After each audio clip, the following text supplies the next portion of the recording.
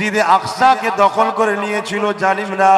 Salauddin IB হুজুর উদ্ধার করেছিলেন। জানেন তো সালাউদ্দিন আইবি হুজুরের নাম শুনেছেন?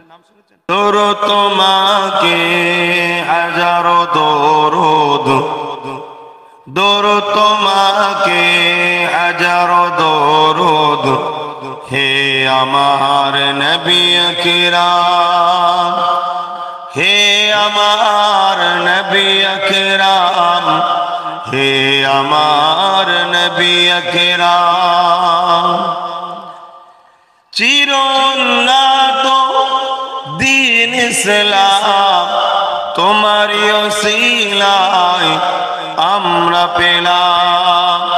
হে আমার নবী আকরাম, হে আমার নবী আকরাম, দরুদ তোমাকে হাজারো দরুদ, হে আমার নবী আকরাম। আল্লাহুম্মা সাল্লি আলা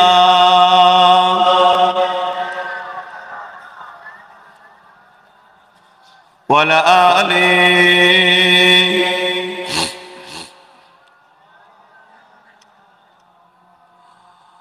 পাতার নদী গতির দ্বারা প্রবাহিত হলো তোমারি ছোঁয়ায়।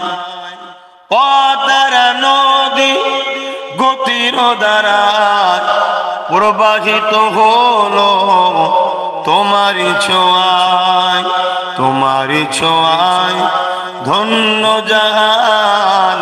হে আমার নবী আকরাম, দরুদ তোমাকে হাজারো দরুদ, হে আমার নবী আকরাম। আল্লাহুম্মা সাল্লি আলা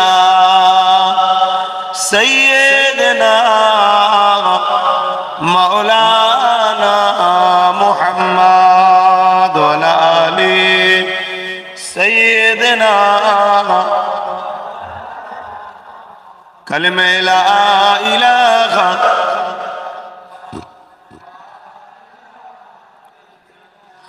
লা ইলাহা ইল্লাল্লাহ মুহাম্মাদুর রাসূলুল্লাহ। হাসবি রাব্বি জাল্লাল্লাহ মা ফি কলবি খায়রুল্লাহ। নূর মুহাম্মদ সাল্লাল্লাহ হক লা ইলাহা ইল্লাল্লাহ। লা ইলাহা লা ইলাহা ইল্লাল্লাহ মুহাম্মাদুর রাসূলুল্লাহ। আদম নবী সফিউল্লাহ, মূসা নবী কালিমুল্লাহ। আদম নবী সফিউল্লাহ, মূসা নবী কালিমুল্লাহ। ইব্রাহিম নবী খলিলুল্লাহ, আমাদের নবী হাবিবুল্লাহ। লা ইলাহা ইল্লাল্লাহ, লা ইলাহা লা ইলাহা ইল্লাল্লাহ মুহাম্মাদুর রাসূলুল্লাহ। আল্লাহুম্মা সাল্লি আলা মাওলানা মুহাম্মদ ওয়া আলা আলি।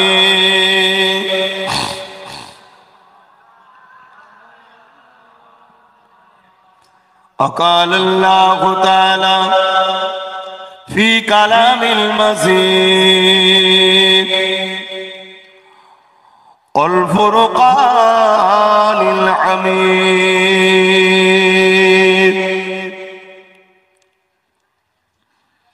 قل إن كنتم تحبون الله فاتبعوني يحببكم الله وأغفر لكم ذنوبكم والله غفور رحيم.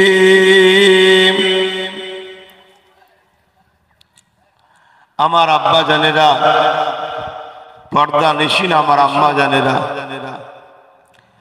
আমার ভাইয়েরা, আমার বোনেরা, ছোট ছোট বাচ্চারা, প্রতি বছরই মাহফিল হয় কি জানি না, তবে এই গ্রামেই প্রথম এলাম মনে হচ্ছে। এসেছিলাম স্মরণ নেই, হয়তো অনেকদিন আগে। আচ্ছা আচ্ছা, যাই হোক, আমার মুজাদ্দিদ জামানে সিলসিলার মুরিদের ঘরে সন্তানেরা এসেছি, আপনাদেরই পীরের আওলাদ, আপনাদেরই ভাই বিশ্বনবী হযরত মুহাম্মদ আরবি সাল্লাল্লাহু আলাইহি ওয়াসাল্লামের নগণ্য একজন গোলাম। সময় বড় অল্প, আমি ঘর থেকে বাইরে হয়েছি 5:30টায়, কম বেশি। আপনাদের এখানে এসেছি দুটোই। তো যাই হোক, নামাজ আদায় করে জোহরের আপনাদের কাছে এসেছি। সংক্ষেপে দুটো কথা, বিষয় একটাই।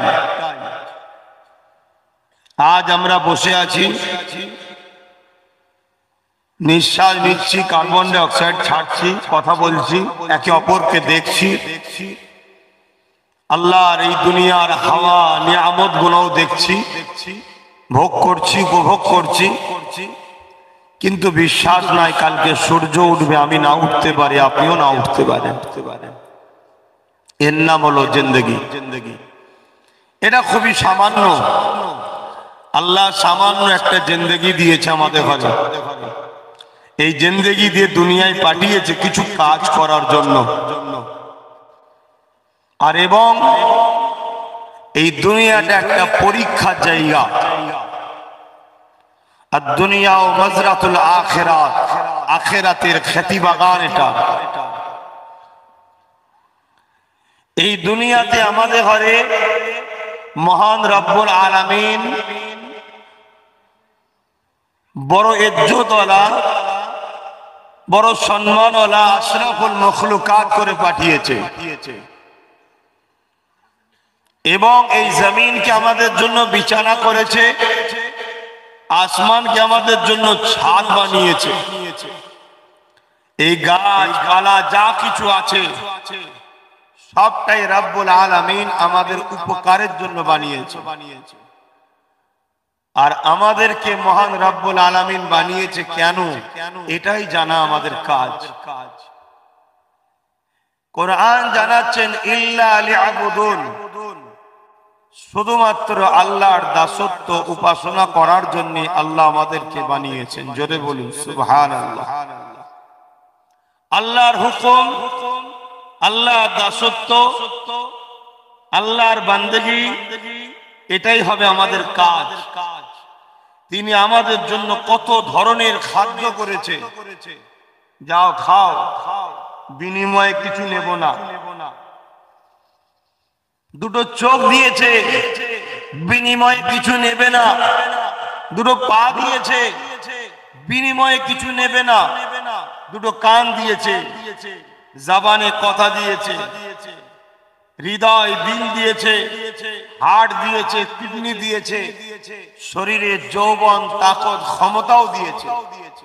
আবার একা ভালো লাগবে না, তাই নারী পুরুষ উভয় বানিয়েছে। তুমি সংসার করো, দুজনে থাকো, আনন্দ ফুর্তিতে তোমাদের মাধ্যমে আবার আমার বান্দা বিস্তার হবে। সব সিস্টেম তিনি করেছেন, কিন্তু কিছু দিনের জন্য ফিরে যেতে হবে সবাইকে। এই কিছুদিনের মধ্যেই সামান্য জিনিস পেয়ে আপনারা আল্লাহকে মনে রাখেন না ভুলে যান, এটাই হচ্ছে তিনার পরীক্ষা। যারা স্মরণে রাখবে, মনে রাখবে, তিনি যাতে খুশি সেই কাজ করবে, তাদেরকে রব্বুল আলামিন নিয়ে গিয়ে বলবে তোমরা উপযুক্ত, তোমাদের জন্যই তো জান্নাত। জোরে বলুন সুবহানাল্লাহ। যারা এই দুনিয়ার গিল্টের চমকে সোনা ভুলে যাবে, তাদের ঘরে আল্লাহ বলবে তুমি আমার জান্নাত যাওয়ার উপযুক্ত নয়, তুমি জাহান্নামে। আর এইটা আমাদেরকে দেখাবেন বলে আল্লাহ যুগে যুগে আসমানি কিতাব ও নবী রাসূলকে পাঠিয়েছে। তিনারা এসে আমাদেরকে রাস্তা দেখিয়েছে যে আল্লাহ কিসে খুশি।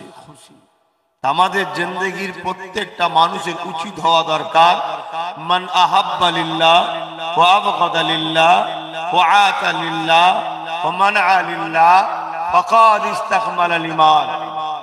বন্ধুত্ব করব, ভালোবাসা করব আল্লাহর জন্য, আত্মীয়তা করব আল্লাহর জন্য, দুশ্মনী করব আল্লাহর জন্য, বিচ্ছেদ হব আল্লাহর জন্য, সেই হবে প্রকৃত ঈমানের স্বাদ পানেওয়ালা ঈমানদার। আমাদের নিজেদের দিকে তাকালেই আমরা বুঝতে পারবো যে আল্লাহ আমাদেরকে কত ভালোবাসে। যদি আল্লাহ আমাদেরকে জবানে কথা না দিত, আপনারা আমাকে কেউ দাওয়াতও করতেন না, আর আমার মুখের দিকে তাকিয়ে বসেও থাকতেন না।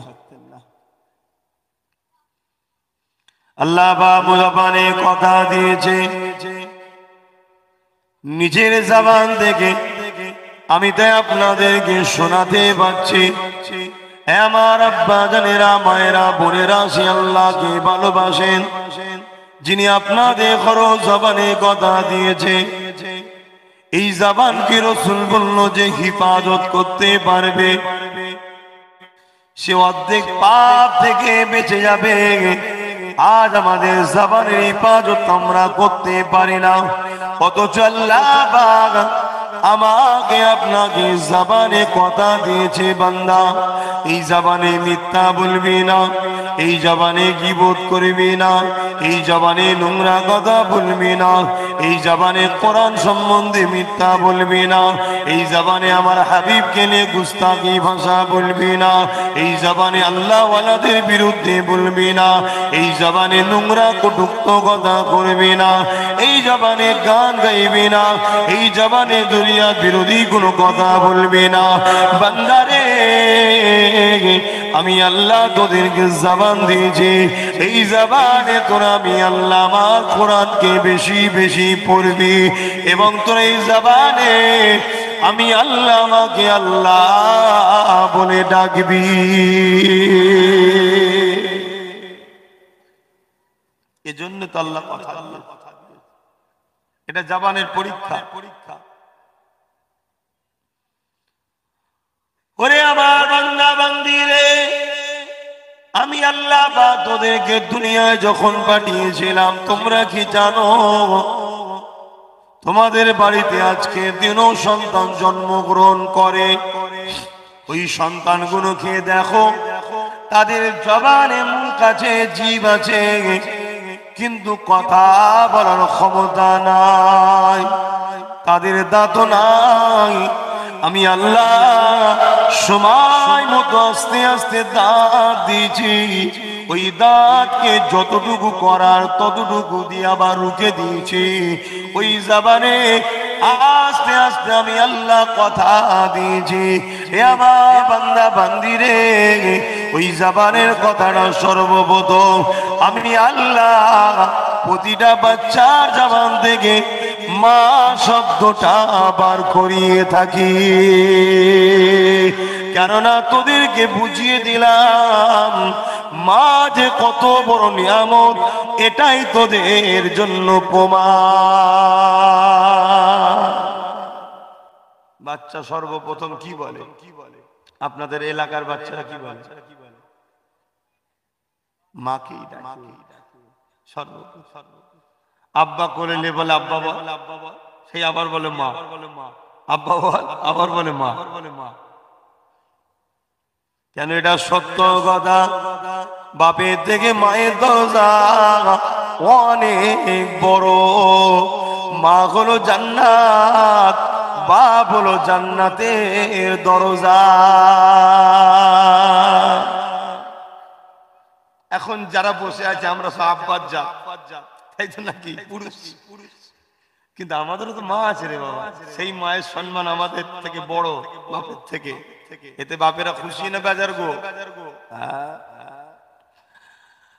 আল্লাহ নবী বসে আছে, এমন সময় একটা ব্যক্তি এসে জিজ্ঞাসা করেছিল, ইয়া রাসূলুল্লাহ, হাবিবাল্লাহ, ছেলেদের উপরে সব থেকে বেশি কার হক? আল্লাহ নবী বললেন তোমার মায়ের, তারপরে কার? তোমার মায়ের, তারপরে কার? তোমার মায়ের, তারপরে কার? তোমার বাপের।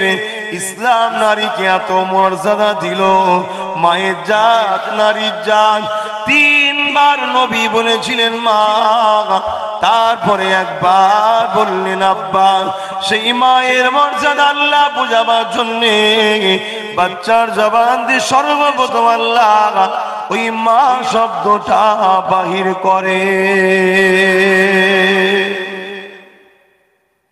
আর আজকে আমরা সেই মায়ের গুরুত্ব ভুলে গেছি।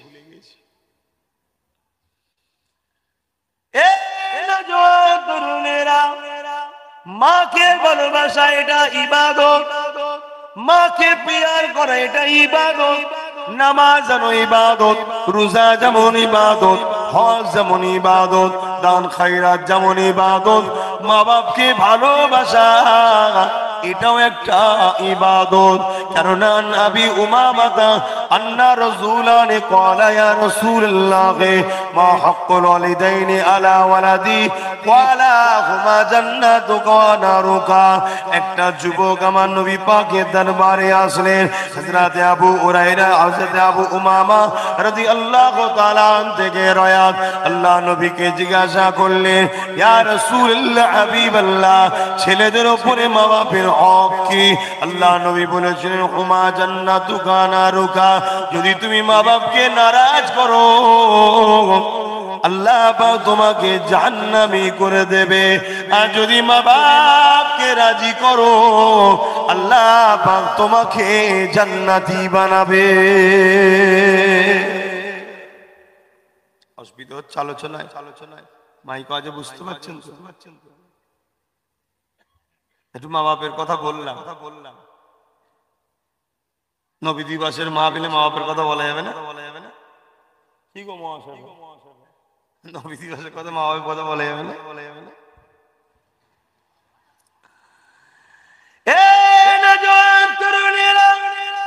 আল্লাহ হাদিসে কুদসির মধ্যে জানিয়ে দেয় মান রাদিয়ানহু ওয়ালিদাহু ফালা নানহু রাদিন।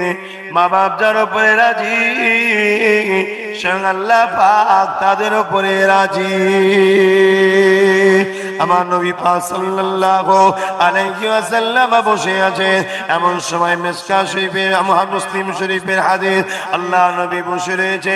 এমন সময় একটা যুবক এসে বলতে লাগলো ইয়া রাসূলুল্লাহ হাবিবাল্লাহ, আমি জিহাদ ও হিজরত করতে চাই, আর এর বিনিময়ে আল্লাহ দরবারে সুফল পেতে চাই। আল্লাহ নবী বলেছিলেন তোমার ঘরে কি বাপ মা আছে? ছেলেটা বললেন ক্বালা নাম বাল কিলাহুমা, তারা উভয়ে দুজন আছে।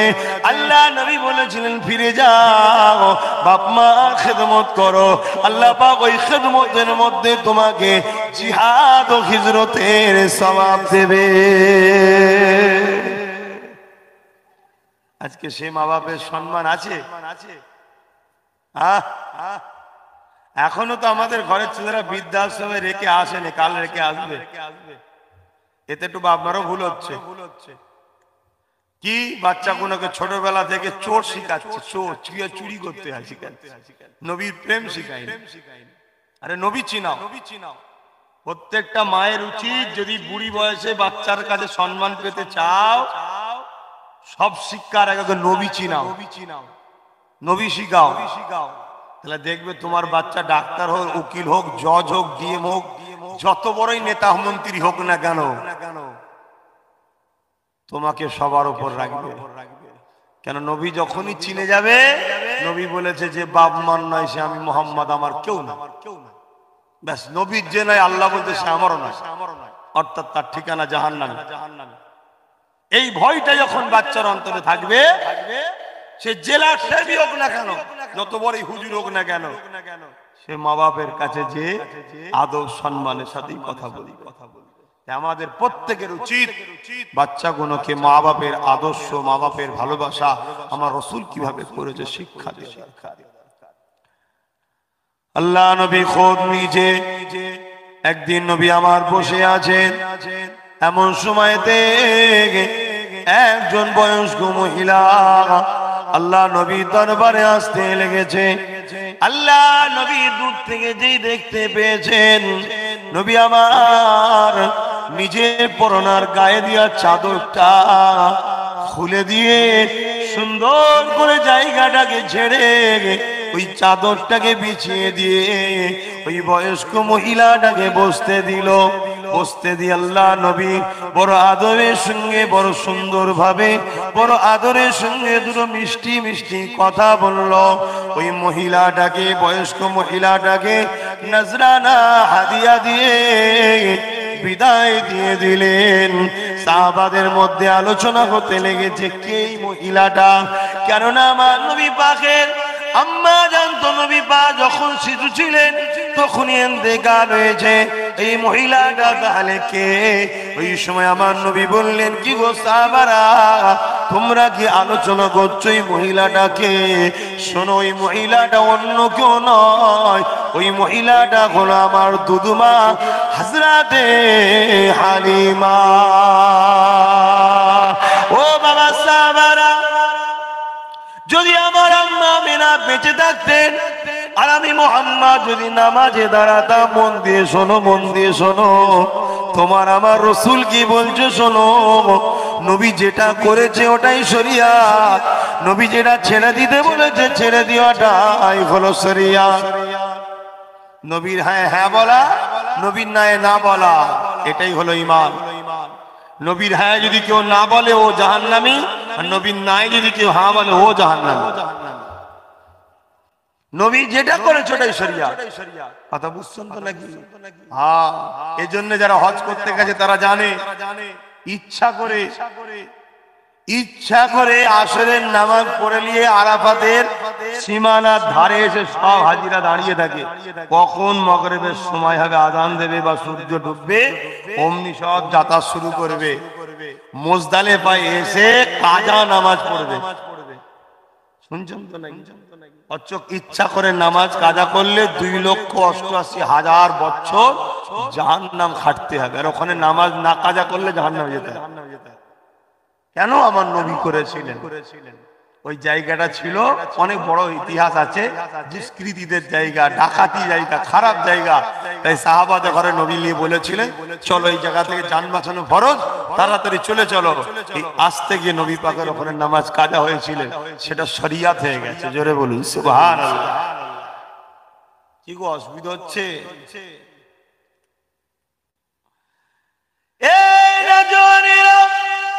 আল্লাহ নবী বলেন, শোনো বাবা সাহাবারা, আমি মুহাম্মদ নামাজের মধ্যে দাঁড়িয়ে থাকতাম, এমন সময় আমার আম্মা জান যদি আমাকে বাবা মুহাম্মদ বলে ডাক দিত, আমি নবী নামাজকে ছেড়ে দিয়ে আমার মায়ের ডাকে সাড়া দিতাম। মাকে আল্লাহ কি নিয়ামত করেছে, বাপকে আল্লাহ কি নিয়ামত করেছে। এ যুবক, সেই নিয়ামত থাকতে নিয়ামতের গুরুত্ব দাও, নিয়ামতকে ভালোবাসো, ভক্তি করো, সম্মান করো, পিয়ার করো, আদর করো, তাদেরকে খেয়াল রাখো। কেননা বন্দুকের গুলি মিস হয়ে যায়, মা বাপের দোয়া কখনো মিস হয় না।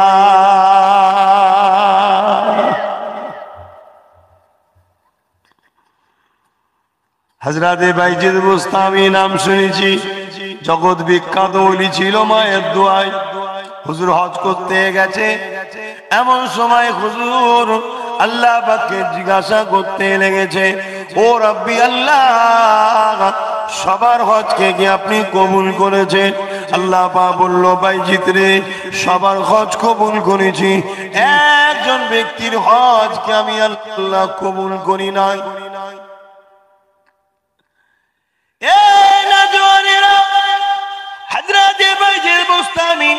সেই মানুষটা সম্বন্ধে জানতে চাইলেন, আল্লাহ পাক বলে দিলেন, যাও অমুক শহরে অমুক এলাকাতে রয়েছে, ওর কাছে চলে যাও, যে জিজ্ঞাসা করো সব বলে দেবে। হযরতে বাইজিদ বুস্তামি সেখানে কষ্ট করে পৌঁছে গেলেন। কেননা আমরা জানি কোন বড় জামাতে, কোন মাহফিলে একজনের যদি হাত কবুল হয়, তার ওসিলাই সবার দোয়াটা কবুল হয়ে যায়। এখানে সবার হজ কবুল হলো, একজনের কেন হলো না? এই জন্যে বাইজিদ বুস্তামি জানার জন্য যেতে লেগেছে, ওই মানুষটার কাছে যেতে লেগেছে। দূর থেকে মানুষটা বাইজিদ বুস্তামিকে দেখে সালাম দিয়ে বলছেন, হুজুর আপনি আমার কাছে আসছেন, জানতে চাইছেন আল্লাহ আমার হজকে কেন কবুল করে না। হযরতে বাইজিদ বুস্তামি অবাক হয়ে গেলেন, কি ব্যাপার? আমার আসার কারণ জানে? আমার নাম তাকু ফিরাসাতাল মুমিন ফাইন্নাহু ইয়ানসুরু বিনুরিল্লাহ। আল্লাহ ওয়ালাদি ইয়াকিত আল্লাহ নূরের পর্দার ভেতর থেকে দেখিয়ে থাকে, জানিয়ে থাকে। এই মানুষটা কি করে জানলো? আর এই মানুষটা কি জানে না তার হজটা কেন কবুল হয়নি? ওই সময় মানুষটা বলেছিল, হযরতে বাইজিদ বুস্তামি রে, কোন একটা সময় আমি কাজ থেকে ঘরে ফিরছিলাম, বড় ক্লান্ত ছিলাম, বড় কষ্টের মধ্যে ছিলাম। ঘরে প্রবেশ করে দেখি আমার আম্মা জানের সঙ্গে আমার পরিবারের কথা কাটাকাটি হচ্ছে। রাগ সহ্য করতে না পেরে মাকে একটা ধাক্কা দিয়ে দিয়েছিলাম। মা বেজার হয়ে যে বলেছিল, আল্লাহ যে বাচ্চা তার মাকে ধাক্কা দেয় তুমিও তাকে জাহান্নামী বানিয়ে দেবে আল্লাহ। এ বাইজিদ যে জাহান্নামী হয়ে যায় তার নেক আমলের কি কাজে লাগবে? একটা দুটো নয়, 27 বার হজ করেছি বা 28 বার, একটা বারের হজ কেউ আল্লাহ পাক কবুল করেনি। তাই মা বাপকে বেজার করিয়ে নামাজ রোজা হজ যাকাত কবুল হবে না। শুনছো তো নাকি? এবার ঘরের গুণকে ঠিক রেখেছো কি ভালো রেখেছো খারাপ রেখেছো তুমি জানো, আল্লাহ জানো।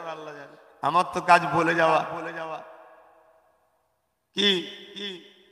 আর যে গুণ মুরব্বী হয়ে বসে আছেন আপনারা, আপনাদের গুণ আর কি করেছেন আল্লাহ ভালো জানেন। যদি ভালোবেসে থাকেন তো আলহামদুলিল্লাহ, কোনো চিন্তা নেই। আর যদি বেজার করে থাকেন তো গেল।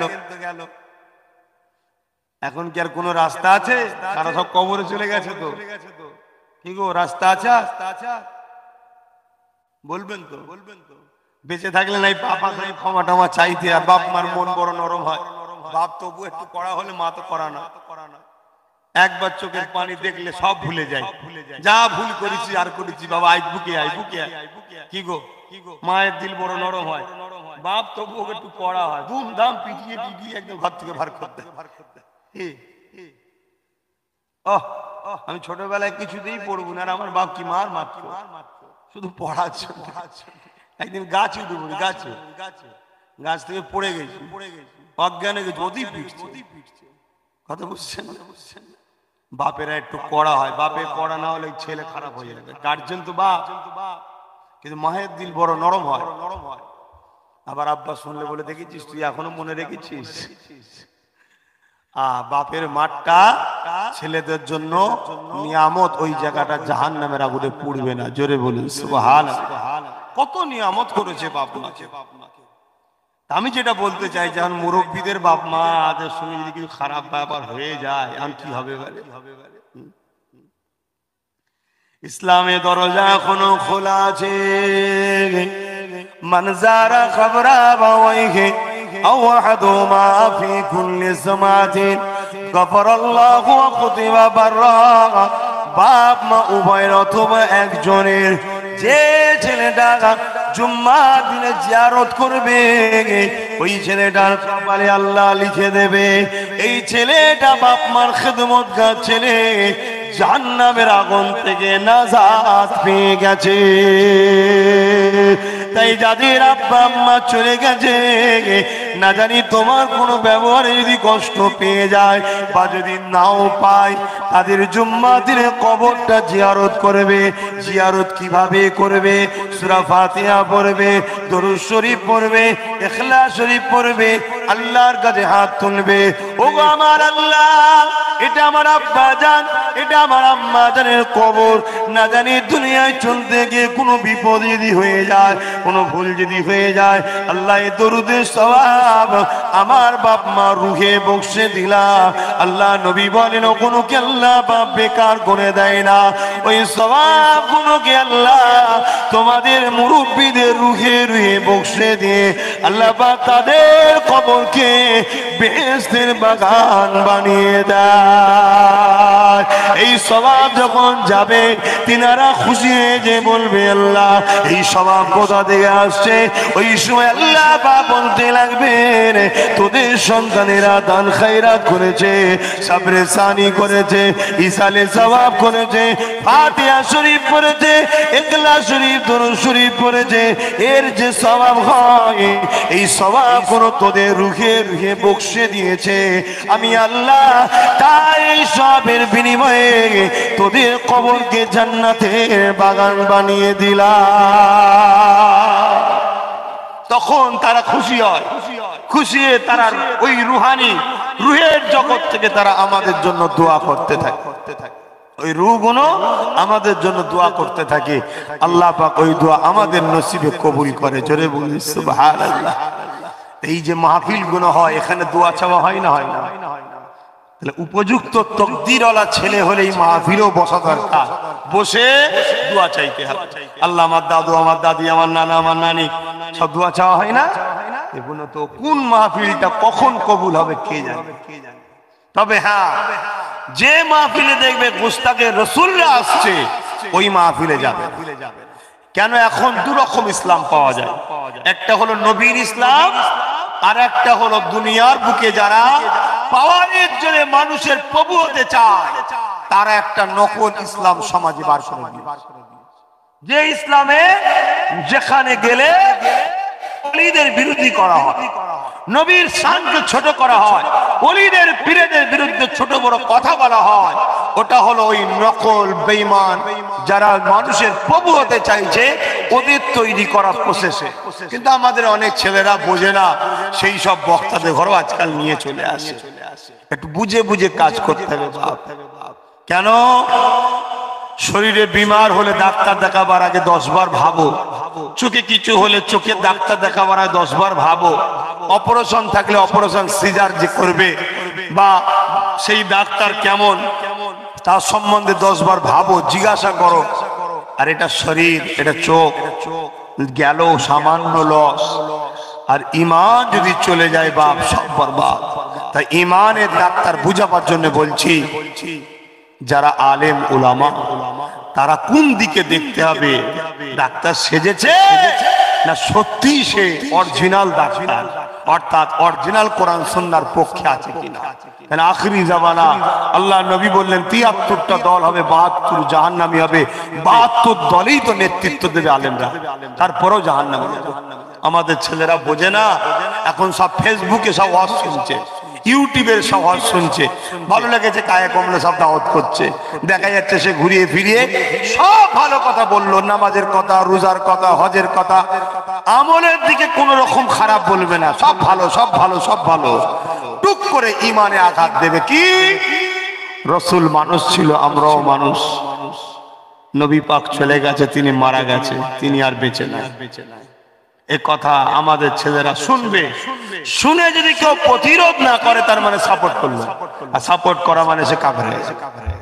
কথা বুঝে আসছে না? তাই আমাদের ছেলেদেরকে বুঝাতে হবে দুটো জিনিস রে বাপ, একটা হলো ঈমান, একটা হলো আমল। আমল আলাদা জিনিস, ঈমান আলাদা জিনিস। ঈমান ছাড়া আমলের কোনো দাম নাই, ঈমান অবস্থায় আমলের দাম আছে। শুনতে বুঝতে পারছেন তো নাকি?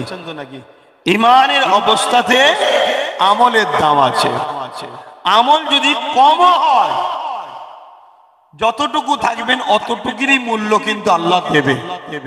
বা কিয়ামতের দিনে রহমতের বাণী যখন বর্ষণ করবে আল্লাহ, হতে পারে আল্লাহর ওই আমল রহমতের পানি, আপনার আমল যদি কম থাকে, ঈমান থাকার জন্য ওই আমলের পানি, ঈমানের রহমতের পানি আপনাকে নাজাতের ওসিলা করে দিতে পারে। জোরে বলুন সুবহানাল্লাহ। আর ঈমান যদি না থাকে, আপনি ইবলিসের মতো যদি 7 কোটি বছরও নামাজ পড়ে যান, অত হায়াত পাবেন না, বুঝাবার জন্য বলছি, তথাপিও লাভ নাই। আমলটা কি? ঈমানটা কি? ঈমানটা হলো মুহাম্মদ রাসূলকে রাসূল বলে চিনে, আদব ও ভালোবাসার নাম। জোরে বলুন সুবহানাল্লাহ। এই ভালোবাসা যখনই হবে তখন হবে ঈমান। এবার ঈমানদার যখন নামাজ পড়বে ওটাকে আমল বলা হয়। নামাজটা কিন্তু শুধু আমল নয়, ঈমানদার পড়লে আমল। নামাজ যদি কোনো বেঈমান পড়ে তাহলে আমল নয়। আমি বুঝতে পারছি তো নাকি?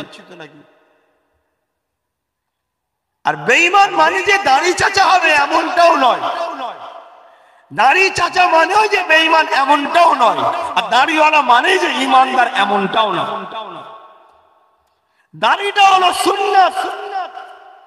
দাড়িটা কি? সুন্নাত। কেউ যদি দাড়ি চাচে ও নবী সুন্নাতকে তরক করলো, ফাসে। আর কেউ যদি দাড়ি রাখে ও যদি ঈমান থাকে তবে হবে সুন্নাত, আর ঈমান না থাকলে ও হলো শিখ পাঞ্জাবিদের মতো। বুঝতে পারছেন না? রবীন্দ্রনাথ ঠাকুরের মতো। এটা সুন্নাত বলবেন নাকি? আমার দেশের প্রধানমন্ত্রী দাড়ি তখন অনেক ভালো, আমাদের থেকে অনেক বেশি চাপ, ভিআইপি। সুন্নাত বলবেন নাকি? না। কিন্তু ইমানদারের মুখে যখন দাড়ি থাকে ওটা কি হয়? সুন্নাত। আমি বুঝতে পারছি তো? তাহলে মূল জিনিস আমাদের কোনটা? ঈমান। তবে আপনাদেরকে আম মানুষকে বলবো আপনারা একটু বই পড়ুন। কি বই পড়বেন? ভারতবর্ষ এবং বাংলাতে ইসলাম এলো কাদের দ্বারা, এটা পড়লে আপনাদের বেসিক একটা নলেজ এসে যাবে যে কোন দিকে থাকতে হবে, কোন দিকে যে থাকতে হবে না, এটুকু জ্ঞান এসে যাবে। কেন বাপ? যারাই বলবে তারাই কোরআন দেখাবে। কেউ বলবে না যে আমি কোরআনের বাইরে বলছি। কেউ যদি এসে বলে আমি কোরআন হাদিস মানি না, আপনারা তার কথা মানবেন? কথা বলছেন না কেন? সবাই এসে কোরআন হাদিসের কথাই বলবে, কিন্তু ওর মধ্যে টুক করে আপনার পকেট কেটে চলে যাবে, আপনি বুঝতেই পারবেন না। যেমন বাসে প্যাসেঞ্জার হয়েই সবাই ওঠে, টিকিটটা সেও কাটে, যে পকেট মার থাকে সেও টিকিট কাটে, কিন্তু ওর মধ্যেই কখনকার পকেট মেরে দিয়ে পালাচ্ছে, বুঝতে পারছেন? কথা বুঝছেন না? সেও কোরআন হাদিস মৌলানা সেজে ইসলামের মাননেওয়ালা বলেই উঠবে মেম্বারে, উঠে টুক করে আপনার ইমানটাকে কেটেলে পালাবে, আপনি বুঝতেই পারবেন না। পাপ আলাদা জিনিস আর বেঈমানি আলাদা জিনিস। পাপের মাপ আছে, বেঈমানের মাপ নাই। কোন ছেলে যদি আল্লাহর বিধানের কোন কাজকে ছেড়ে যায়, ছুটে যায়, বা জোয়ানি ওয়াক্তে বা বদমাইশি খেয়ালে করে ফেলে, যেমন গান শোনা, নাচ শোনা, শরাব খাওয়া, জেনা করা, কথা বুঝে আসছে, XYZ, বড় বড় পাপ এগুলো কি বড় বড় পাপ। আর ছোট পাপ আরো অনেক কিছু আছে। তো এই পাপ, বড় পাপ হোক আর ছোট পাপ হোক, উভয় পাপই কেউ বলতে পারবে না জাহান্নামী। কেন? ও যদি অন্তর থেকে আল্লাহর কাছে তওবা করে লাই, আমার আল্লাহ ওকে মাফ করে দেবে, ওয়াদা করেছে। জোরে বলি সুবহানাল্লাহ। কিন্তু একটা মানুষ 24 ঘন্টা মসজিদে থাকে, তাসবিহ ছাড়া হাত চলে না, সুবহানাল্লাহ আল্লাহু আকবার ছাড়া জবান কখনো কোনো কথা বলে না, কিন্তু আমার রাসূল পাক সাল্লাল্লাহু আলাইহি ওয়াসাল্লামকে নিয়ে তুচ্ছ তাচ্ছিল্য করে। আচ্ছা, নবী পাক রেখে দিলাম, নবী পাক সুন্নাত হলো পাগড়ি, পাগড়িকেও ঘৃণা করে, তুচ্ছ তাচ্ছিল্য করে। ওই লোকটা জীবনে জান্নাত যাওয়া তো দূরের কথা, জান্নাতের গন্ধ খুশবুটাও পাবে। বুঝছো সবাই ঈমানটা কি জিনিস?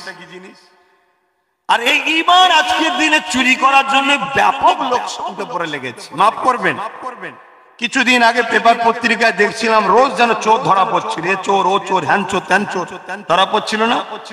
ও কোনো ছোট ছোট চোর রে বাপ, আমাদের জায়গা জমি চাকরি বাকরির টাকা পয়সা চুরি করে নিয়েছে। ওদের থেকে বড় দোষ আমাদের, চোরেদের ঘরে দায়িত্ব দিলে তো চুরি করবেই। কিন্তু এর পরেও বলছে ওগুলো ছোট চোর, ওর থেকে বড় চোর হলো আমাদের ঈমান চোর। কথা বুঝছেন না? বোঝেন না? ঈমান এমন একটা দামি সম্পদ, এমন একটা মূল্যবান সম্পদ, আপনার জিন্দেগির থেকেও ঈমানের দাম বেশি। জোরে বলুন সুবহানাল্লাহ। আমার এই আলোচনায় আপনাদের অসুবিধা হচ্ছে?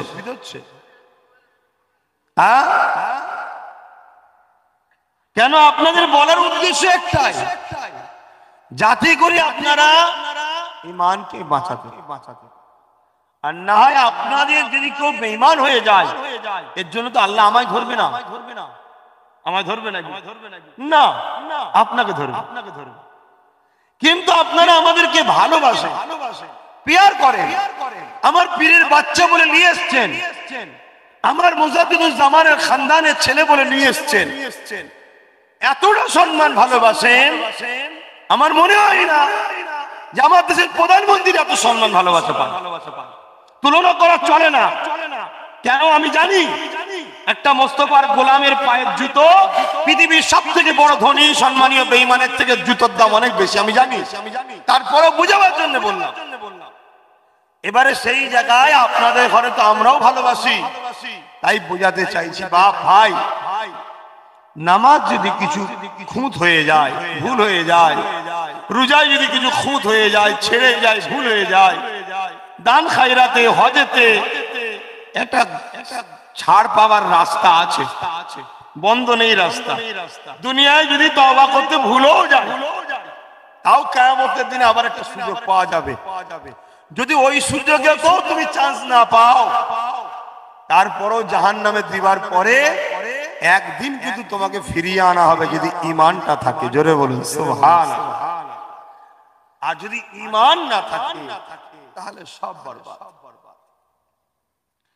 কেননা আমরা আজকে সমাজে শুনি, কিছু মানুষ আমাদের ঘরে বলে, আল্লাহ নবীকে নিয়ে তো আলোচনা কেন, নবী নবী করে কি পাও, নবী নবী করে কি লাভ হবে, নবীর প্রেম করলে কি হয়ে যাবে, নামাজ নেই, রোজা নেই, হজ নেই, দান নেই, শুধু নবী নবী করে কি লাভ হবে।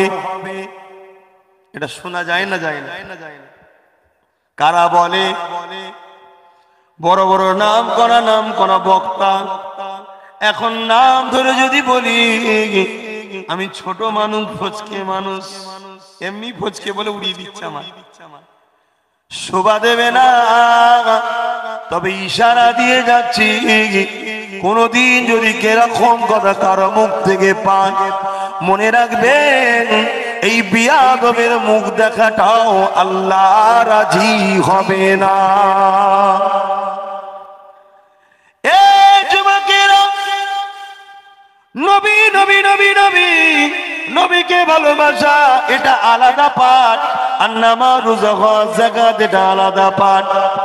যদি কেউ নবী নবী করে, নবীকে ভালোবাসে, ওটা ঈমানের পাঠ, ওর ঈমানটা ঠিক আছে, চলে এসেছে। এবারে নামাজ, রোজা, হজ, যাকাত এটা হলো আমলের পাঠ। এখানে যদি না থাকে, ও গুনাহগার, ফাসিক, আল্লাহ ওকে কিয়ামতের দিন ধরবে। এই বল, নামাজ পড়িসনি কেন, রোজা রাখিসনি কেন, হজ করিসনি কেন, যা জাহান্নামে যা। জাহান্নামে নামাজ কাজা করার যে শাস্তি, রোজা কাজা করার যে শাস্তি, হজ না করার যে শাস্তি, ওই শাস্তি দিবার পরে এই নবী নবী করার জন্য আল্লাহ আবার তুলে ওকে জান্নাতে দেবে।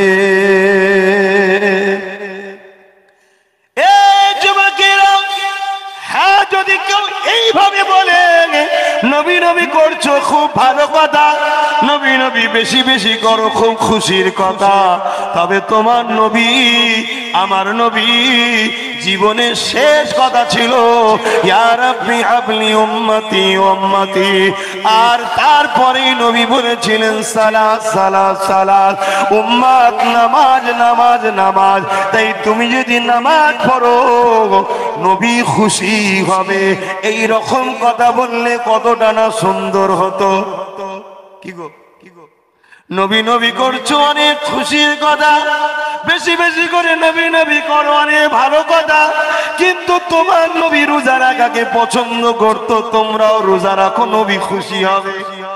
এটা বললে কতটা ভালো লাগতো। কিন্তু সেখানে যদি কেউ বলে শুধু নবী নবী করে কি লাভ, তোমার নামাজ নেই, রোজা নেই, লাভ নেই, এই ধারণা তোমায় কে বললো? এটা দুঃখ না, দুঃখ না, দুঃখ না। আজ আমরা নামাজ চিনেছি, রোজা চিনেছি, হজ চিনেছি, কোরআন চিনেছি, কিন্তু যিনি যারা নামাজ রোজা দান খায়রাত কোনোটাই আল্লাহ নেবে না, সেই নবী পাককে কতটা চিনলাম। আবার নবীরে যখন আলোচনা হবে একদল মানুষ আবার বলবে এত নবীরে কি দরকার আলোচনা করা, সমাজে নামাজ নেই, রোজা নেই, নামাজের কথা বলো। যুবক শুনে রেখে দাও, নামাজের কথা তো 8 বছর বয়স থেকে বাপ মার বলা দায়িত্ব, আমার নয়, বাপ মার। আমার দায়িত্ব হলো ইবলিসের মতো যেন নামাজ না হয়ে যায় এটা বোঝানো। কি অসুবিধা হচ্ছে নাকি?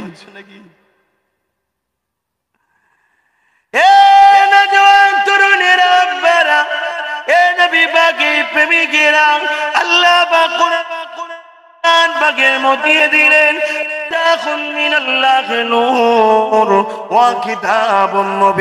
আমি তোমাদেরকে দুটো জিনিস পাঠিয়েছি, একটা হলো প্রকাশ্য কিতাব যেটা হলো কোরআন শরীফ, আর একটা হলো নূর।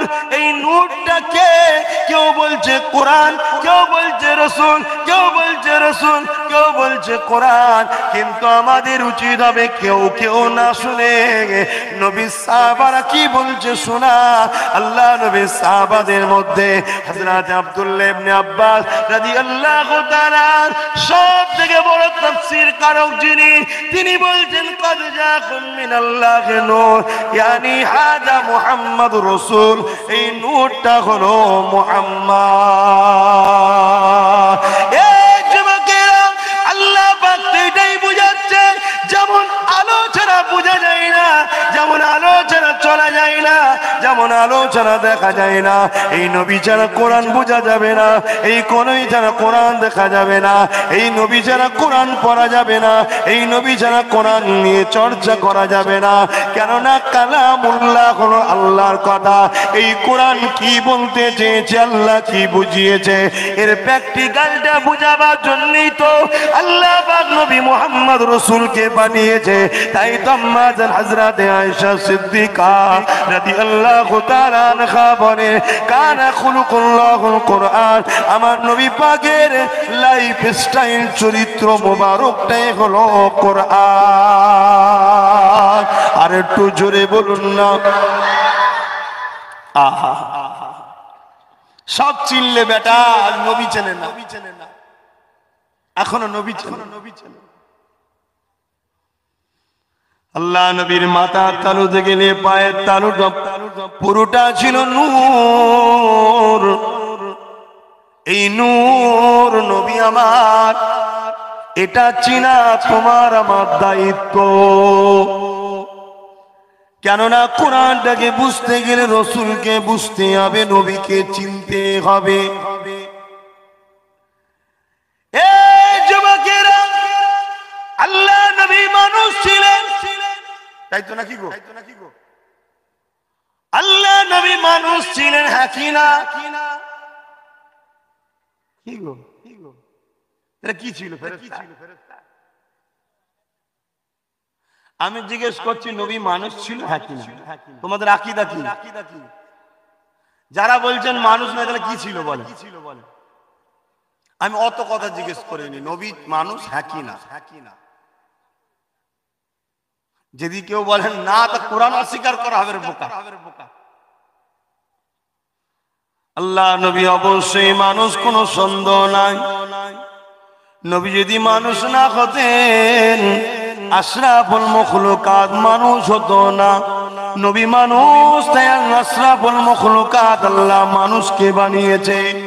কিন্তু হ্যাঁ, নবী মানুষ, আমি মানুষ, আপনারা মানুষ, সাহাবারা মানুষ, এক নয়, এক নয়, এক নয়। আমরা হলাম মাটির রসের মানুষ, নবী হলেন মাথার তালু থেকে পায়ের তালু, পুরোটা হলো নূর, নূর, নূর আলা মানুষ। এই যুবকেরা, এখন কারো প্রেরণে যদি এই কথা শুনে যায়, এসব শুনে আমরা কি করব? এ যুবক শোনো, তোমরা যখন মিডিয়াতে দেখো তোমার চোর নেতা সকালে কি খায়, মিডিয়া জিজ্ঞেস করে কি খাও সকালে, আন্ডা পোচ। তখন খুব মন দিয়ে শুনতে মন যায় না, কি 10টায় গরম ভাত ঘি দিয়ে, জেলের মধ্যে আবার নাকি চিকেন পকোড়া লাগবে। তখন মন দিয়ে শুনে, আর দোনো জাহানের সুলতানের কথা শুনবে না, ওই সব শুনে কি হবে? এগুলো শোনার পরে কারো দিল যদি খুশি হয়, এটুকু জেনে রেখে যে ও দিলে ব্যাধি না।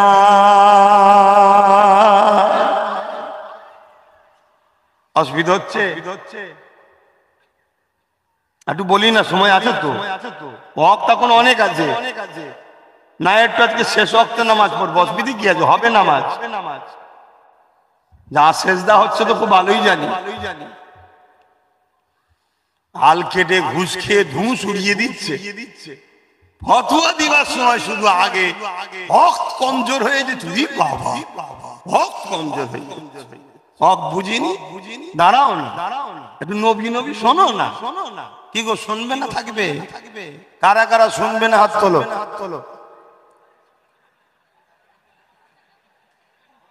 এরকম শুনছেন অজাত কুন্দরে? দরুদ শরীফ আল্লাহুম্মা সাল্লি আলা সাইয়্যিদিনা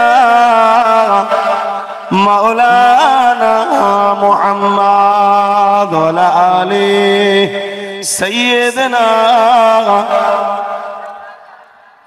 এখন একটা কথা, এই যে কারা কারা শুনবে না হাত তুলে, হাত তুলে দিলেন, তাহলে আপনারা গুনাহগার হয়ে গেলেন, তাই নাকি? না, আপনাদের দিল কি বলেছে? হাতের যেটা সেটা কথা, দিল কি বলছে? হাতটা যেটা তুলেছিলেন সেইটা না শুনতে চাইছে? এটা হচ্ছে স্পিরিটের রানিং এর। আর এটা বলার উদ্দেশ্য কেন? এইভাবে আবেগে ছুটুনি, একটু বুঝে বুঝে পা ফেলাটা আখিরি যাবা, এই জন্য আমি কথাটা বললাম। হুজুর দেখলে, দাড়ি দেখলে, টুপি দেখলে, জুব্বা দেখলে আসসালাম আসসালাম মিলাচ্ছিস, ওর হাতটা দেখ কত মাদ্রাসাকে খুন করে বসে আছে, দেখ ওকে, ও কত জায়গায় প্ল্যান করেছে নবীর মাদ্রাসাকে দিনকে মিটাবার জন্য, তুই জানিস? দাড়ি টুপি দেখেছি আসসালামু আলাইকুম, যেখানে সেখানে হাত বাড়াওনি। সবকিছু আমাদের রাসূলের জন্য থাকবে, এইটা আমার বলার উদ্দেশ্য। এরকম আবেগে হাত তুলবেন, আগে শোনো শেষ পর্যন্ত কি হলো, তারপরে বুঝে শুনলে, ব্রেনে পাঠালে, ওখান থেকে আবার হৃদয়ে আনবে। শুধু যে ব্রেন থেকে চিন্তা করে তার দ্বারা ভুল হয়, কারণ ব্রেন আল্লাহ মানতে চায় না, এই মানতে চাই, তার দ্বারা ভুল হয়, কারণ ব্রেন আল্লাহ মানতে চায় না, এই মানতে চাই। ব্রেনের কাছে যখনই যায়, ব্রেন সঙ্গে সঙ্গে নাককে জিজ্ঞেস করে, হ্যাঁ খুশবু পাচ্ছিস? মানে আল্লাহর খুশবু নেই। কানকে জিজ্ঞেস করো, শুনতে পাচ্ছিস? কানও বলে আমারও রেডার নেই। চোখকে বলে তুই দেখেছিস? চোখ বলে আমার কাছেও নেই। হাতকে জিজ্ঞেস করে ব্রেন তুই ধরেছিস? হাতও বলে আমার কাছেও নেই রে। তখন ব্রেন বলে আমার তো পঞ্চ ইন্দ্রিয় সারা দিচ্ছে না, আমি কি করে আল্লাহ মানি? দিলকে জিজ্ঞেস করো আল্লাহ মানিস? দিল বলছে আমি আল্লাহ তো ফিদা। জোরে বলুন সুবহানাল্লাহ। কিছু বিচার দিল থেকে করতে হয় রে বাবা, সব দিমাগ থেকে নয়। দিমাগ যেটা দেখেই পঞ্চ ইন্দ্রিয় দিয়ে অনুভব করে সেটাকে ব্রেন বলে হ্যাঁ অ্যাকসেপ্ট করলাম, আর যেটাকে পঞ্চ ইন্দ্রিয় দিয়ে দেখা বা ধরা অনুভব করা যায় না, দিমাগ সেখানে ফিউজ উড়ে যায়, আমি নিতে পারছি না। কিন্তু দিল কখনো ঠকায় না, দিলের কথা শুনবে। প্রেমের ক্ষেত্রে দিলকে কাজে লাগাও।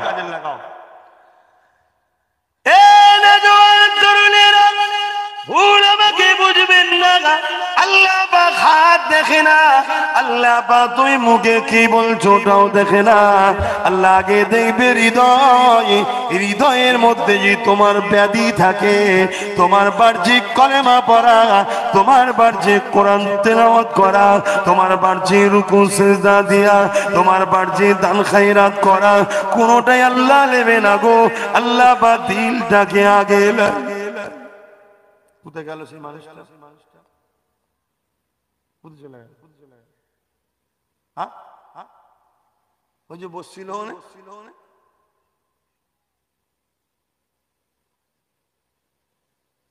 কেন? আমি দেখেছিলাম ও হাত তোলে, কি দেখি হাত তোলে। সমাজদার লোক আছে, অনেক বুঝেছে সে কাজ করে।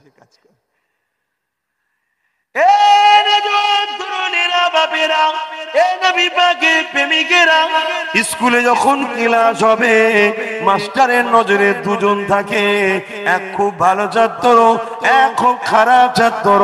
বিচকারের গুলো সব ইদিক উদিক হয়ে যায়। হয় টপ ক্লাস হও নাই নির্ম ক্লাস হও, টপ ক্লাসকে মাস্টার গুরুত্ব দেয়, সুনাম করবে পরিস্থানের।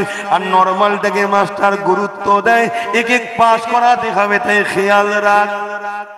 ওই যেমন একটা গুরুত্ব আছে আমার, ওই যে মাথায় চাঁদটারা টুপি দিয়ে বসে আছে, ওকে আজকে চিনিনি, এদিকে এলি ওর কথা মনে পড়ে। মাঝে মাঝে বাদ দেখি আর বলবো না, বলবো হ্যাঁ, কিন্তু কোনো করবে না। তুমি মুসলিম ঘরের ছেলে।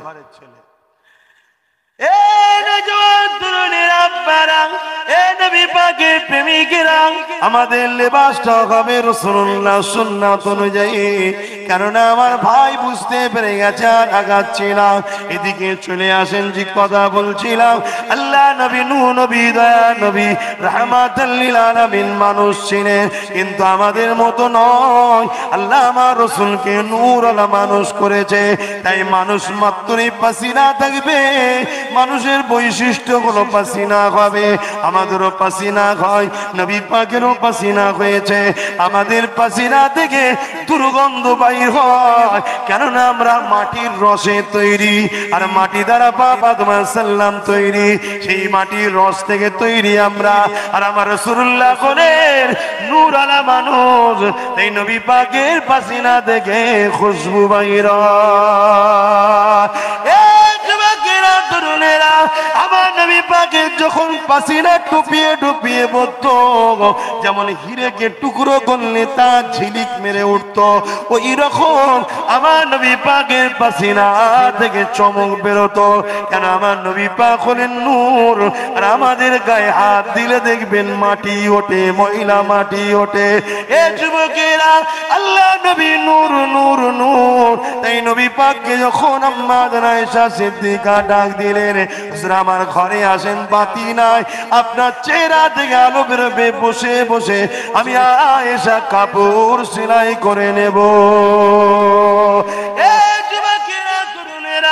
আল্লাহ নবী নূর নাই, নবী পাক সাল্লাল্লাহু আলাইহি ওয়াসাল্লামের থুতু মোবারক থেকে খুশবু বাইর হতো। আমরা মাটি তৈরি, আমরা মাটির রসে তৈরি, আমাদের মুখে থুতু দুর্গন্ধ। নবী পাক হলেন নূরের মানুষ, এই নবী পাকের মুখ মোবারক থেকে খুশবু বাইর হতো।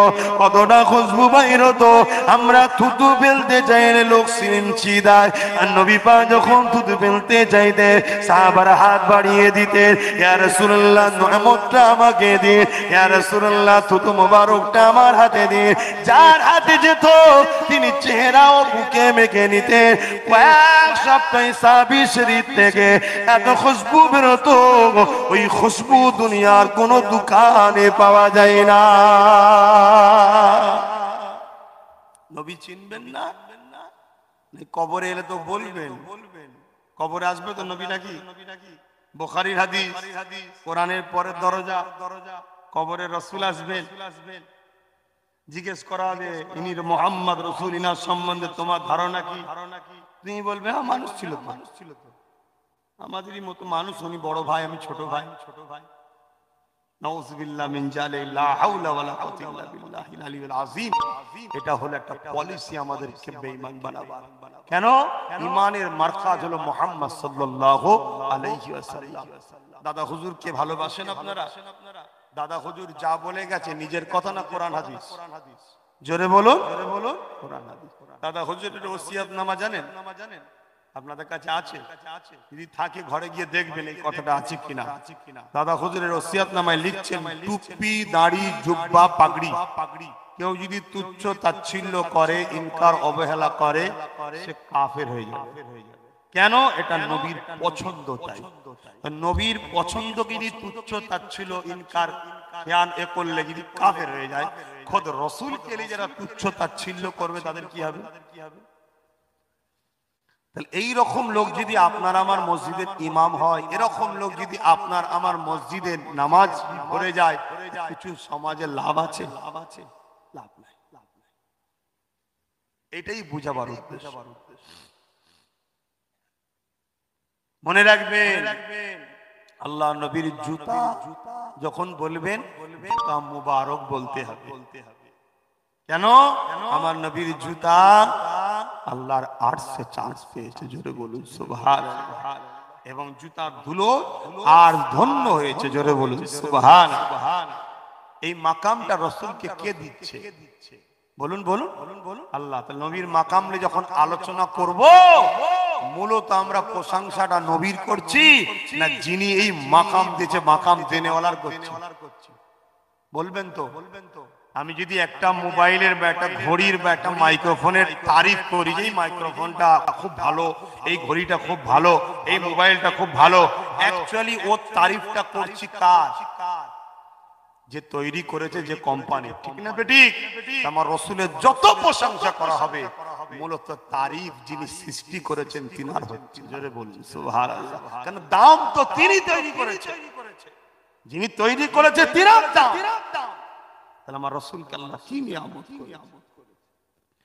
একদিন আম্মা আয়েশা সিদ্দিকা রাদিয়াল্লাহু তাআলা আনহা আমার রাসূলুল্লাহকে জিজ্ঞাসা করলেন, ইয়া রাসূলুল্লাহ, হাবিবাল্লাহ, আমি আয়েশা আপনার সঙ্গে দীর্ঘদিন সংসার করছি, হুজুর আমার মধ্যে একটা প্রশ্ন জেগে আছে। কি প্রশ্ন আয়েশা? হুজুর আপনি কেমন মানুষ? তাহলে যে কেমন মানুষ, এই প্রশ্ন শুধু আমার তোমার নয়, আম্মা জানেরও প্রশ্ন জেগেছিল। আল্লাহ নবী মুচকে হাসলেন, হেসে বললেন, আয়েশা দাও তোমার দুপাট্টাটা দাও, ওন্নাটা দাও। আল্লাহ নবীকে আম্মা আয়েশা সিদ্দিকা রাদিয়াল্লাহু তাআলা আনহা দুপাট্টা দিলেন, ওন্নাখানা দিলেন। আল্লাহ নবী দুপাট্টা ওন্নাখানাকে নিলেন, ভালো করে সুন্দর করে একটা জায়গায় গুছালেন, লম্বা করে একটা দড়ি নাই বানিয়ে নিলেন। এইভাবে নিজের পেটের দিকে জোর মুখটাকে দিয়ে, যে মুখটা খোলা আছে ওই দিকটা সব সমেত আম্মা জানের হাতে দিয়ে বললেন, আয়েশা রে পিছন দিক থেকে টান দাও। আম্মা জান আয়েশা সিদ্দিকা পিছন দিক থেকে যেই টান দিলেন, দয়ার নবী ইচ্ছা করে একটু লুজ দিলেন, আর নবী পাক আম্মা জানের কোলে চলে গেল। স্বামী স্ত্রীর আনন্দ, কথা বুঝছেন না? আম্মা জান হাসলেন মুচকে, হুজুর আপনি যদি লুজ দেন তো টানবো কি করে? আল্লাহ নবী বললেন, আয়েশা ঠিক আছে এবারে টানো। আবার যে আম্মা জান টান দিতে লাগলেন, আমার রাসূল লুজ দিলেন। আম্মা জান আয়েশা হুজুরের কোলের দিকে রাসূল চলে গেলেন। অর্থাৎ স্বামী স্ত্রীকে ইচ্ছা করে লুজ দিয়ে খুশি করতে চাইছে, কোলে চলে যাচ্ছে। আম্মা জান আবার হাসলেন, হুজুর এরকম করলে টানবো কি করে? আল্লাহ নবী বললেন, আয়েশা এবারে মজবুত করে আমি রাসূল ধরলাম, তুমি টানো। আম্মা জান জোর করে টান দিলেন। টান দিবার পর আল্লাহ নবী নিজে জায়গায় মজবুত হয়ে বসে রয়ে গেলেন। আম্মা জান আল্লাহু আকবার বলে চিৎকার দিয়ে উঠলেন। আল্লাহু আকবার মানে হলো আল্লাহ যিনি তিনি সব থেকে মহান। এই কথা বলে আম্মা জান আয়েশা সিদ্দিকা বলেন, হুজুর আমার জান যার কুদরতি হাতে, তার কসম করে বলছি না কি করে সম্ভব। কেন আয়েশা কি হয়েছে?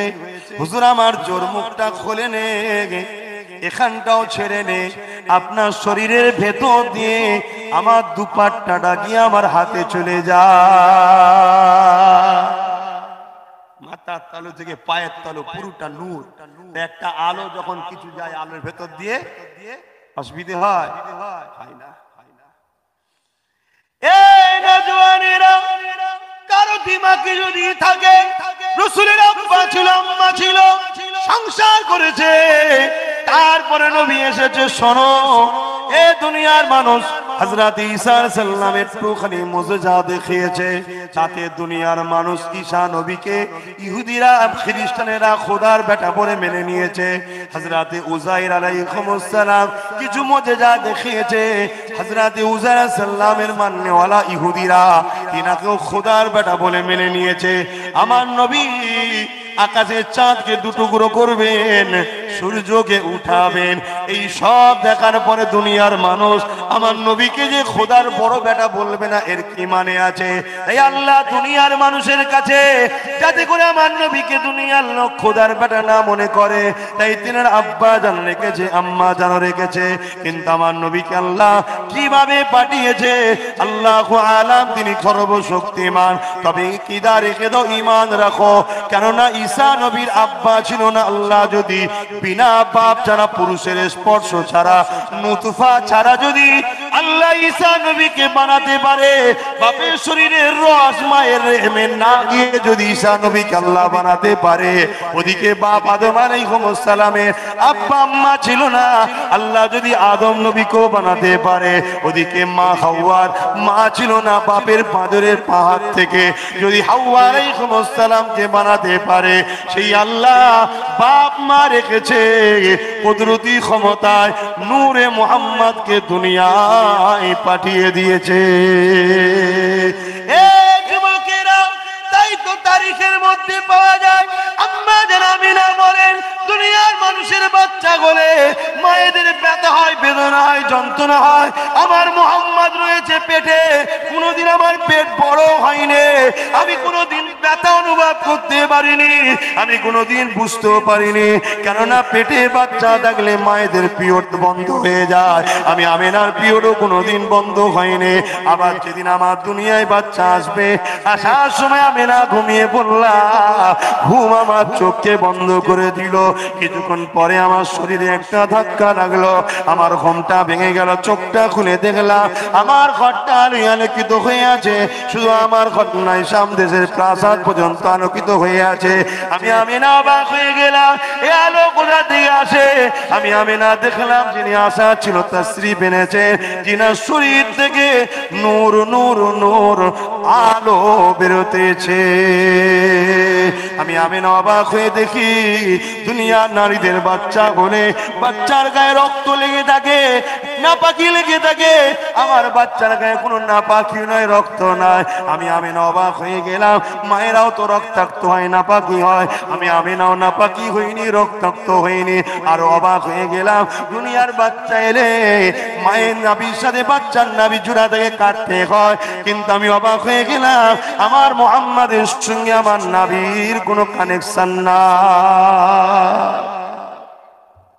আল্লাহর দোস্ত আসছে, এক করে ফেললে হয়, কিন্তু মানুষ আমাদের মতো কেমন কেমন যিনি বানিয়েছেন তিনি সবথেকে উত্তম জানে, কিন্তু রসুলের মানুষ নিয়ে আমাদেরকে আলোচনা নয়, রসুলকে রসুল নিয়ে আলোচনা করতে হবে, রসুলের মাকাম নিয়ে আলোচনা করতে হবে। তাই নবী পাকের মাকাম এতটা, তিনি মরা মানুষের গায়ে হাত বুলিয়ে দিলেও জিন্দা হয়ে যেত। জোরে বলুন সুবহানাল্লাহ। কোন পাত্রে পানি না থাকলে হাত ঢুকিয়ে দিত, দুই আঙুলের বীজকান দিয়ে এত পানি বেরোতো, পাত্র ভরে উপজে পড়ে যেত, অন্য পাত্র ভরে উপজে পড়ে যেত, পানি বন্ধ হতো না। জোরে বলুন সুবহানাল্লাহ। নুনা পানির কুয়াতে রাসূল থুতু ফেলে দিয়েছে, সেই পানি আল্লাহ কারে এবারের উমরাতে গিয়ে, আমি যেতে পারিনি, আমার আম্মাকে নিয়ে গেছিলাম, আমি রুমে শুয়েছিলাম, মা আমার গেছিল, আহা কত বুঝে আসছে, ফাঁকিবাজ, বুঝছেন না? আমার আম্মা চলে গেল এই বদরে, যে সেখান থেকে পানি নিয়েছে, ঘরে এসে মায়ের থেকে আমি ভাগ বসছি, কথা বুঝে আসছে। যাক, আমি যেটা বুঝাতে চাইছি, সেই পানি আমার জুনায়েদ ভাই ওনার আম্মা জানা নিয়ে এসছে, কথা বুঝে আসছে। দেখুন আমাদের বাড়ির মেয়েদেরও ঈমান কত। চলো, রাসূলুল্লাহ থুতু পড়েছে যে কুয়ায়, সেই কুয়াতে পানি, ওটা নুনা পানি ছিল, রাসূলের থুতু লেগে আজও সেই কুয়ার পানি এখনো লোক নিয়ে যাচ্ছে, মিষ্টি মিষ্টি। জোরে বলুন সুবহানাল্লাহ, আরো জোরে বলেন না। হাই হাই হাই, সেই নবীকে নিয়ে আজ কত রকম কি চলছে জলসায়, চাই না? আমার ভালোবাসার মানুষদের ঘরে আমি একটা কথা বলবো, আপনারা আম মানুষ, যদি আমায় ভালোবাসেন, ইদি কুদি বেশি করার দরকার নেই, একজনকে ধরুন, বাকিদের সমালোচনা করাও দরকার নেই, যাবারও দরকার নেই, চুপচাপ চুপচাপ। এটা আমার ভালোবাসার মানুষদের বলবো, কারণ আম মানুষ, আলেমদের সমালোচনা করা আপনাদের মুখে শোভা দেবে না। একটা আলেম যদি ছোট বড় কথা বলেন, সেটা যদি ভিডিও হয়ে যায়, সমাজে শুনতে খারাপ লাগবে না? দেখ মুসলমানরা ওদের মনি সাহেবকে কিরম ছোট বড় কথা বলছে। ওই জন্য আম মানুষের উচিত, বাবা অত ইমলিশা উমলিশা ইমালি অত চাকার আমার দরকার নেই। আমার একটাই ঠিক আছে, দাদা হুজুর জিন্দাবাদ। দাদা হুজুরের আওলাদদের মধ্যে থেকে একজনের কাছে যাব, উঠবো, বসবো, লেনদেন করব, আর বাকি সব সম্মানের জিনিস সম্মান করব, দূরে থাকবো। আমার মনে হয় এটা উচিত হবে। কেন আখরি জামানা, সকালে যাকে দেখি ভালো, বিকালের ওয়াজ শুনছি গন্ডগোল। গতকালকে যাকে ভাবতাম সেলসেলার হাতিয়ার, আজকে দেখি সে গন্ডগোল। কথা হয়ে যাচ্ছে আখরি জামানা। তাই তো নবী বললেন হাতের তালুতে ঈমান রাখা কষ্ট সহজ হবে, কষ্ট হবে। আগুন রাখা সহজ হবে, ঈমান রাখা কষ্ট হবে। হাতের তালুতে আগুন রাখা কি সহজ? কথা বলুন না, আগুন রাখা কি সহজ? ওর থেকেও কঠিন হবে ঈমান। হযরতে মাওলা আলীর একটা কথা বলি, আল্লাহ নবীর কাছে বললেন হুজুর আমি স্বীকার করব ইজাজত দিন। আল্লাহ নবী বললেন যাও, এদিকে যাবে, ওদিকে যাবে, এদিকে যাবে, একদিকে যেতে নিষেধ করলেন। আল্লাহ নবী সাহাবী হযরতে আলী এবং তিনার রাসূলুল্লাহ জামাই ছিলেন, তিনি শিকার করতে চলে গেলেন। যেদিকে যাই শিকার পায় না, ওদিকে যাই শিকার পায় না, এদিকে যাই শিকার পায় না। এবারে চিন্তা করতে লেগেছে, এদিকে তো রাসূল যেতে মানা করেছে, কিন্তু চিন্তা করতে লেগেছে যাই দেখি কয়েক পা। যখনই আগিয়েছে সব না না নয়, সব হ্যাঁ হ্যাঁ নয়, সব নাকি না। এ কথা বলছেন তো, সব নাকি না হয়। আমার কথা বুঝতে পারছেন? সব নাকি না হয়। আপনি খেতে বসছেন, ভাব দেবো না, না না থাক থাক, দিলে কোথায় যায়। সামাজিকতা জিনিস আছে, ঠিক না বেটি? তোর নায়ের মধ্যে হ্যাঁ থাকে, হ্যাঁ এর মধ্যে না থাকে। মাওলা আলী নিশ্চয় কিছু বুঝেছিলেন, একটু যাই। যখনই গেছে দেখছে একটা খুব সুন্দর পাখি একটা ডালে বসে কলেমা পড়ছে, লা ইলাহা ইল্লাল্লাহু মুহাম্মাদুর রাসূলুল্লাহ সাল্লাল্লাহু আলাইহি ওয়াসাল্লাম। আচ্ছা আপনার গ্রামে যেরকম পাখি একটা আছে, আপনারা পাগল হয়ে যাবেন। ওই পাখিটা চাই কি, মাওলা আলীও পাখিটাকে ধরার জন্য ছুটছে। পাখিটা উড়ে উড়ে উড়ে উড়ে জঙ্গলের ভেতর দিয়ে গেল। হুজুর খুঁজতে খুঁজতে গেলেন, যে দেখছে এক জায়গায় বসে গু খাচ্ছে, নোংরা খাচ্ছে, অপবিত্র জিনিস খাচ্ছে। কথা বুঝে আসছে? মাওলা আলীর মনটা খারাপ হয়ে অনেক বড় কথা ফিরে এসেছে।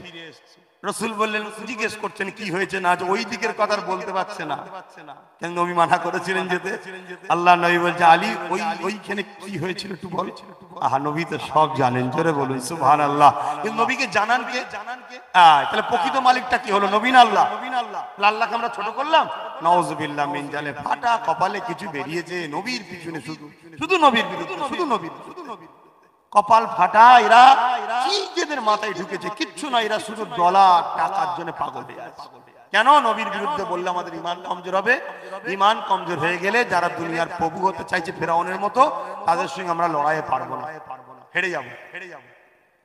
তো ওই সময় আল্লাহ যখন জিজ্ঞেস করে অনেক বড় কথা, নামাজের দিকে খেয়াল করে মাওলা আলী বলছেন হুজুর আমি গিয়েছিলাম ওদিকে, হুজুর বিয়াদবি নেবেন না, একটা পাখি দেখলাম কি সুন্দর কলেমা পড়ছে, আমার মনটা ভরে গেল। তাকে নিয়ে আসবো বলে তার পিছনে ছুটলাম। সে উড়ে গিয়ে একটু ভেতরে গিয়ে দেখলাম সে নোংরা খাচ্ছে।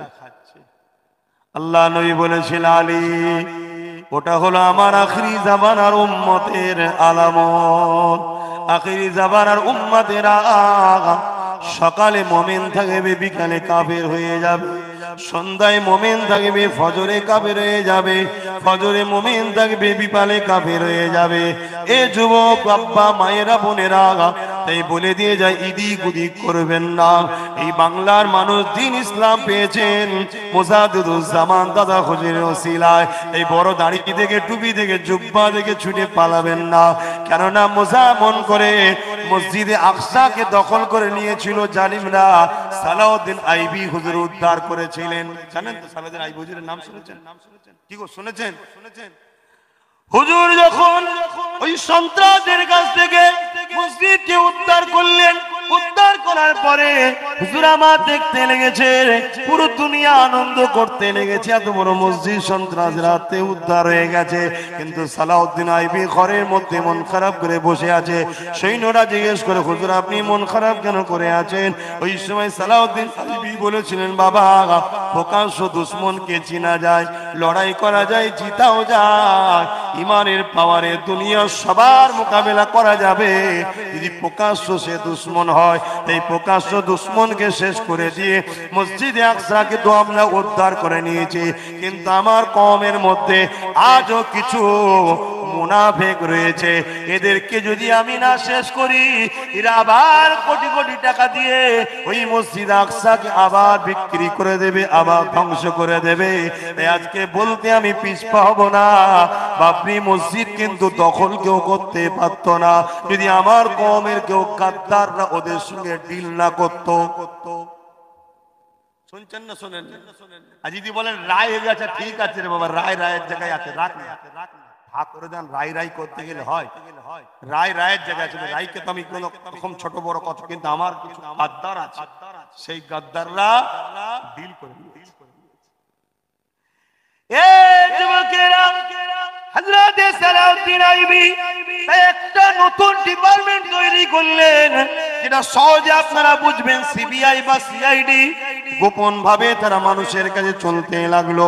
এই চলতে চলতে 3000 মুফতি আলেম ইমামকে সালাউদ্দিন আইয়ুবী কতল করেছিল। অথচ তিনি একজন জগৎ বিখ্যাত ওলি ছিল এবং জগৎ বিখ্যাত বাদশা রাজা ছিলেন। 3000 মুফতি আলেমকে কতল করেছে। কত বড় বড় মুফতি আলেম, যাদের এক একজনের পিছনে জামাতে লক্ষ লক্ষ লোক নামাজ পড়তো। এরকম বড় বড় বড় বড় ইমাম, মুফতি, মুয়াজ্জিন আলেমদেরকে 3000 মুফতি আলেমকে কতল করেছে। কেননা তারা মুসলমান সেজেছিল, তারা কিন্তু মুসলমান ছিল না, ইহুদি ছিল। তাই আবার আজকে আমি আপনাদের কাছে জানতে চাই, আজকে দাড়ি টুপি জুব্বা থেকে যদি আপনারা ছোটেন, তাহলে আপনারা আজকে দিনে মুনাফিকদের পাল্লায় পড়বেন না, পড়বেন না? শুনছেন তো নাকি? তাই আমার মনে হয় আপনাদের ঘরে একটা জিনিস পড়া দরকার। কি? বাংলার ইতিহাস, ভারতের ইতিহাস। যে ভারতে ইসলাম আলো কি করে, বাংলায় ইসলাম আসলো কার দ্বারা, কি করে। তাহলে আমার মনে হয় দুটো মহান ব্যক্তির নাম বারবার উঠে আসবে। এক বাংলার ব্যাপারে ফুরফুরা শেখ জওয়ানের মোজাদ্দেদ দাদা হুজুর, আর ভারতের ব্যাপারে সুলতান হিন্দ গরিবের নওয়াজ খাজা মাইনুদ্দিন আজমিরি সঞ্জালি হুজুর। এবং এছাড়া দেওবন্দীদের পীর হাজী ইমদাদুল্লাহ মাহাজের মাক্কিরও নাম আসবে, বেরেলিদের পীর আলা হযরত হুজুরের নাম আসবে, জনপুরীদের পীর কারামত আলী জনপুরী হুজুরের নাম আসবে, শাহ উলিল্লাহ মুহাদ্দিস দেওলভী, আব্দুর রহিম মুহাদ্দিস দেওলভী, আব্দুল আজিজ মুহাদ্দিস দেওলভী, এনাদেরও নাম আসবে। কিন্তু বোঝাতে চাইছি যেটা এই আল্লাহর ওলিদের দ্বারা ভারতের মানুষ দিন পেয়েছে, এই দেশে নবী দিনের প্রচার করেন। শুনছেন না? শোনেন। আজকে সেই অলি আউলিয়াদের বিরুদ্ধে সব কথা হচ্ছে, অলি আউলিয়াদের থেকে মানুষ দূরে সরে যাচ্ছে। আর যারা ইসলাম থেকে মানুষকে সরাতে চায়, তারাই অর্থ দিয়ে একদল নকল পীর নামে শয়তান বসিয়েছে সমাজে। পীরের নামে শয়তান সাজিয়েছে। কিরকম? বড় বড় মেয়েদের মতো চুল গেঁজা খায়, মদ খায়, নাচে, তারপরে বিভিন্ন বার আছে, সেই বাড়িতে হিজড়ে এসে নাচায়। এই কথা বুঝছে না? পীরের রাস্তা নয় এগুলো, পীর নয় এগুলো, পীরের নামে শয়তান। এগুলো কি? বলুন বলুন বলুন। শয়তান। কেন? আমার নবীর ইসলামে এগুলো হারাম। আর এগুলো কেন করা হয়েছে? খাজা হুজুরকে যাতে লোক এরকম মনে করে, গৌস পাককে লোক যাতে এরকম মনে করে, দাদা হুজুরকে লোক যাতে এরকম মনে করে। এরকম যখনই মনে করবে, এরা আল্লাহর ওলিদের থেকে পালাবে। পালিয়ে যখনই বেরোবে, রাস্তায় দাঁড়িয়ে আছে ওই মুনাফিক বক্তা মৌলী সাহেবরা, যারা আপনাকে নবীর শানে ছোট বড় কথা শোনাবে। তাই আমাদের উচিত এই ফিতনা থেকেও বাঁচতে হবে, ওই ফিতনা থেকেও বাঁচতে হবে। দুইয়ের বিচখানে আহলে সুন্নাত ওয়াল জামাআতের আকীদায় আমাদের জীবন গড়তে হবে। আহলে সুন্নাত ওয়াল জামাআতের আকীদার 19 শতাব্দীর উলিল আমর মুজাদ্দিদুজ জামান শেখ আবু বকর সিদ্দিক দাদা হুজুর পীর কেবলা ছিলেন। জোরে বলুন সুবহানাল্লাহ।